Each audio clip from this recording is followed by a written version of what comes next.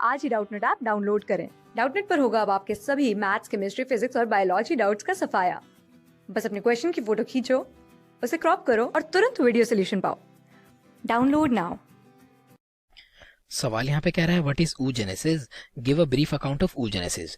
यानी कि सबसे पहले मुझे बात करनी है ये जो oogenesis टर्म हमें दे रखी है इसका मतलब क्या होता है, और फिर मुझे इसका एक ब्रीफ अकाउंट यानी कि इसके बारे में थोड़ी सी बात करनी है। सबसे पहले समझ लेते हैं ये जो oogenesis टर्म है आखिरकार इसका मतलब क्या होता है। तो oogenesis, अब देखिए यहाँ पे दो टर्म है यहाँ पे, ऊ और जेनेसिस। तो मेरा जो ऊ टर्म है वो मेरी रिलेटेड है ओवम से, और जो मेरी जेनेसिस का मतलब होता है वो क्या होता है, उसका मतलब होता है फॉर्मेशन। यानी कि ये क्या है, ओवम फॉर्मेशन का ही एक प्रोसेस होता है। अब बात करूँ इसकी प्रॉपर डेफिनेशन के बारे में, तो oogenesis में क्या होता है, ये हमारा एक प्रोसेस होता है जो कि हमें फीमेल्स के अंदर देखने को मिलता है। अब मैं फीमेल्स बोल रहा हूँ तो यहाँ पे मैं फीमेल ह्यूमंस की बात कर रहा हूँ। हाँ जी, तो oogenesis में क्या होता है, हमारे जो जर्म सेल्स होते हैं, फीमेल के जो जर्म सेल्स होते हैं वो हमारे किसके अंदर बदल जाते हैं, डिवीजन करते हैं और बदल जाते हैं वो ओवम के अंदर। ओवम क्या होता है, ओवम होता है हमारा फीमेल का गैमीट जो मदद करता है हमारी फीमेल्स को सेक्सुअली रिप्रोड्यूस करने के लिए, क्योंकि ये जो ओवम है ये हमारे मेल गैमीट के साथ फ्यूज करता है और जाइगोट बनाता है जो कि आगे जाके डेवलप करता है ऑफस्प्रिंग के अंदर। तो अब आप देखिए ये जो जर्म सेल से ओवम बनने का प्रोसेस है इसी को oogenesis बोला गया है। अब मुझे बात करनी है ब्रीफ अकाउंट ऑफ oogenesis की। मैंने आपको बता दिया oogenesis क्या होता है। तो देखिए ये जो राइट में मैंने एक इमेज लगाई है ये मेरे oogenesis की स्टेप वाइज स्टेप हैं, यानी कि कौन कौन से स्टेप उसके अंदर आते हैं। मैंने आपको क्या बताया, ये प्रोसेस कहाँ से शुरू होता है, जर्म सेल से शुरू होता है। हाँ जी, जर्म सेल से शुरू होता है हमारा। तो यहाँ पे तो हमारे जर्म सेल्स होते हैं उनको क्या बोला जाता है, उनको बोला जाता है oogonia। हाँ जी, तो फीमेल्स के अंदर अब ये हो क्या रहा है बता देता हूँ। हमारी ये जन्म प्रोसेस होता है oogenesis का वो हमारी फीमेल के गोनाड्स में होता है। गोनाड्स हमारे ऐसे स्ट्रक्चर होते हैं जिनके अंदर हमारे गैमेट्स बनते हैं। तो ये हमारी जो फीमेल के गोनाड्स होते हैं वो होती हैं हमारी ओवरीज। हाँ जी, तो ओवरी के अंदर हमारा ये सब कुछ हो रहा होता है। अब देखिए oogonia जो है, जर्म सेल्स आ चुके हैं हमारे यहाँ पे। तो oogonia जो है सबसे पहले माइटोसिस डिफरेंशिएशन करेंगे और बनाएंगे प्राइमरी oocyte को। हाँ जी, तो सबसे पहला स्ट्रक्चर कौन सा बनेगा, प्राइमरी oocyte बनेगा। ये जो प्राइमरी oocyte होता है इसके अंदर हमें मियोटिक डिवीजन देखने को मिलती है। ये जो मियोटिक डिवीजन होती है किस प्रकार की डिवीजन होती है, इसको हम बोलते हैं रिडक्शनल डिवीजन। क्यों, आपको पता ही है हम ह्यूमंस के अंदर जो हमारे गैमीट्स होते हैं वो किस प्रकार के होते हैं, वो होते हैं हैप्लॉइड। लेकिन ये जो हमारे प्राइमरी oocyte और oogonia वाले स्ट्रक्चर हैं ये किस प्रकार के हैं, ये डिप्लॉइड हैं। तो डिप्लॉइड को हमें चेंज करना पड़ता है हैप्लॉइड के अंदर। तो डिप्लॉइड से हैप्लॉइड के अंदर यानी कि मुझे क्रोमोसोम नंबर को रिड्यूस करना है। तो ये जो क्रोमोसोम नंबर है किससे रिड्यूस होगा, रिडक्शनल डिवीजन से। इसीलिए यहाँ पे हम मियोटिक डिवीजन करते हैं। तो प्राइमरी oocyte हमारे मियोटिक डिवीजन को करेंगे। अब मैं बात कर लेता हूँ, एक और चीज बताता हूँ।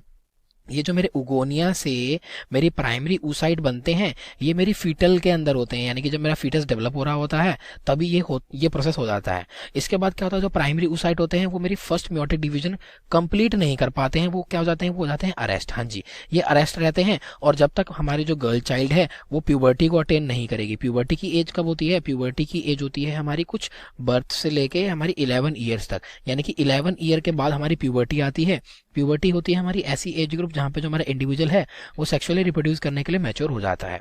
तो हमारा अब क्या है, जो प्राइमरी oocyte हमारा अरेस्टेड था वो अब क्या करेगा, वो अब अपनी डिवीजन अब करेगा, यानी कि जब प्यूबर्टी आ जाएगी तो होगा क्या, अब क्या होगा, जो प्राइमरी oocyte है वो हमारा फर्स्ट मियोटिक डिवीजन करेगा और ये जो फर्स्ट मियोटिक डिवीजन है ये बनाएगी मेरी सेकेंडरी oocyte को। ये जो सेकेंडरी oocyte है ये किस प्रकार का बनेगा, ये बनेगा मेरा हैप्लॉइड। हाँ जी, तो ये हो गया मेरा हैप्लॉइड स्ट्रक्चर।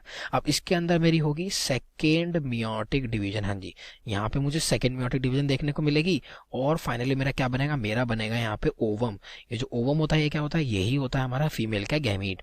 तो देखना आपने, ये हमारी जो oogonia है उससे हमारे फीमेल गैमीट की फॉर्मेशन हुई है जिसको हम क्या बोलते हैं, oogenesis बोलते हैं।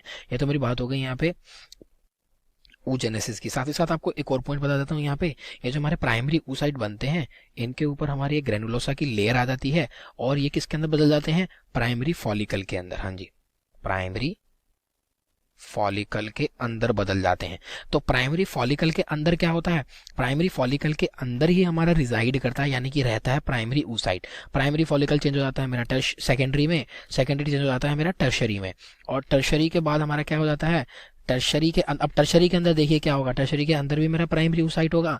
तो जब मेरा टर्शरी बनता है यहाँ पे ये अपनी डिवीजन कंप्लीट करेगा, यहाँ पे ये डिवीजन कंप्लीट करेगा और सेकेंडरी oocyte बनेगा। सेकेंडरी oocyte के बाद क्या बनेगा, ओवम बनेगा। तो ये जो ओवम है ये मेरे मैच्योर फॉलिकल से निकलता है।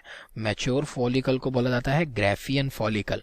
तो ग्राफियन फॉलिकल के अंदर मेरे प्राइमरी oocyte ने डिवीजन करी और वो क्या बन गया, ओवम। तो अब ये जो ओवम बना है वो मेरे ग्राफियन फॉलिकल से रिलीज हो जाएगा।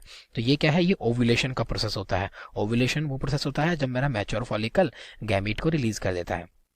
तो ये हो जाता है मेरा oogenesis का brief account complete. Thank you.